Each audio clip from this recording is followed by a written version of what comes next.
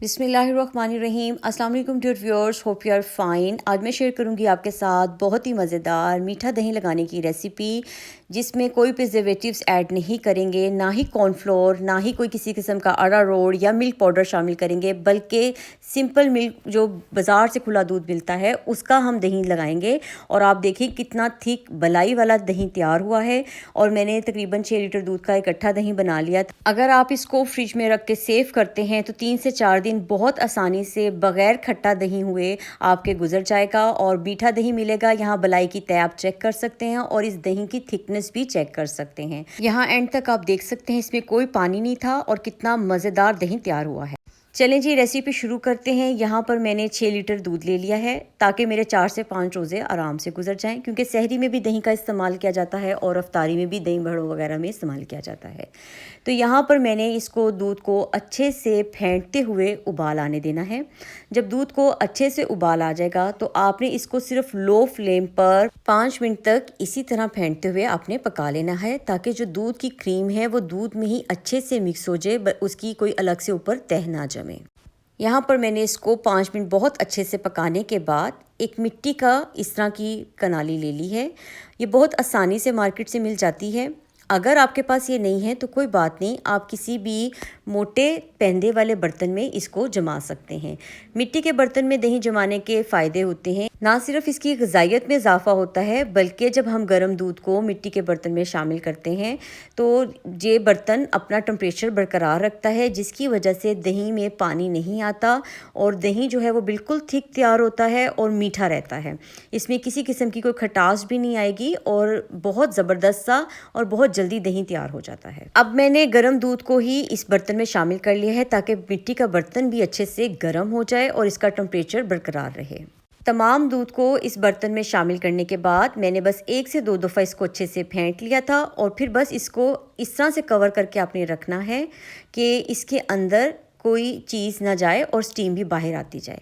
थोड़ा सा दूध मैंने ये अलग से एक चीनी का मोटे पैंदे वाला बॉल है, इसमें भी लगाया है, ताकि मैं आपको दिखा सकूं कि अगर आपके पास मिट्टी का बर्तन नहीं तो आप किसी और बर्तन में भी उसी तरह दही जमाएंगे और दही इसमें भी बहुत थिक सा तैयार हो जाएगा। अब दोनों बर्तनों को मैंने कुछ इस तरह से कवर करके रख दिया था कि जो दूध की स्टीम है वो इसमें से निकल जाए। अगर दूध की स्टीम दूध में रह जाएगी तो पानी की मिकदार दूध में शामिल हो जाएगी, जिससे हमारा दही गाढ़ा नहीं बनेगा। तो ये छोटी छोटी टिप्स हैं, अगर आप मुकम्मल रेसिपी को फॉलो करें ना तो कभी भी आपका दही मार्केट से कम नहीं बनेगा। बिल्कुल जैसे आप कोई पाउच खरीदते हैं या कोई डब्बा दही का खरीदते हैं, उससे ज़्यादा बेहतर थिक और मीठा दही आप घर में तैयार कर लेंगे। अब हमने इसको इतनी देर ठंडा होने देना है जब तक हमारी फिंगर इसका टेम्परेचर बर्दाश्त कर सके। बहुत ज़्यादा अगर दूध ठंडा हो जाता है तो तब भी दही नहीं जमता, और अगर बहुत ज़्यादा गर्म दूध में आप दही की जाग लगा देंगे तो दही में पानी ज़्यादा आ जाएगा।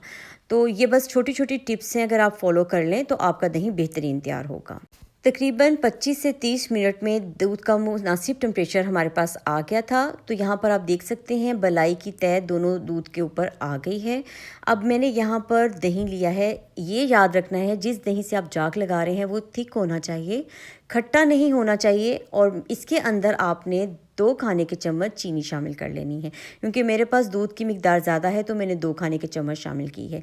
इससे कोई दही बहुत ज़्यादा मीठा नहीं हो जाएगा, लेकिन प्लेन दही आप अच्छे से इस्तेमाल कर लेंगे, दोबारा आपको चीनी डालनी नहीं पड़ेगी इसमें।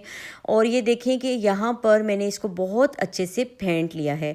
दही और चीनी को बहुत अच्छे से फेंटने के बाद आपने 3 से 4 जगह दही की ये जाग को शामिल करना है, तो इससे दही बहुत अच्छा सेट हो जाएगा। आप बलाई को थोड़ा सा पीछे करें, हटाएं और इसमें थोड़ा सा दही शामिल करते जाएं। तो मैंने 4 से 5 जगह इस तरह शामिल कर दिया था। हमने इसको कवर करके रखना है, तो मैंने एक ऐसा ढक्कन ले लिया था जो इसके ऊपर पूरा आ जाए, और उसका जो ऊपर वाली नोब है वो मैंने उतार दी थी और इसके ऊपर एक थिक टेप लगा दी थी।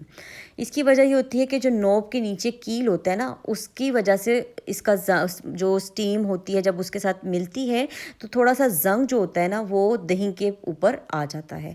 तो आप भी इन चीज़ों का ख्याल किया करें और ये इस तरह आप इसको कवर करें और किसी मोटे कपड़े के साथ इसको अच्छे से कवर कर दें। अगर तो सर्दियां हैं तो ये आपके दही को सेट होने में 4 से 5 घंटे लग जाएंगे। और अगर गर्मी का मौसम है तब भी 3 से 4 घंटे ही लगते हैं, लेकिन उस वक्त आपको इसको इतना कवर करने की ज़रूरत नहीं रहती। तो बस अब हम इसको किचन के ऐसे हिस्से में रख देंगे जो थोड़ा सा वार्म है, और इसके बाद हम 4 से 5 घंटे बाद मिलते हैं। 5 घंटे के बाद मैंने दही को फ्रिज में रख दिया था और उसके बाद दही की पोजीशन ऐसी है। आई होप कि इस रेसिपी के बाद आप कभी भी दोबारा बाज़ार से दही नहीं लाएंगे और घर में ही दही जमाएंगे। बहुत इकोनॉमिकल बन जाता है, बजट फ्रेंडली है। रेसिपी को ट्राई कीजिएगा, अपना फीडबैक दीजिएगा। अगर रेसिपी आपको यूज़फुल लगी हो तो अपने फ्रेंड्स एंड फैमिली के साथ शेयर करना मत भूलिएगा। दुआओं में मुझे याद रखिएगा। खुश रहिएगा, अपने रमज़ान को एंजॉय करें। मिलते हैं किसी नई रेसिपी के साथ। टेक केयर, अल्लाह हाफिज़।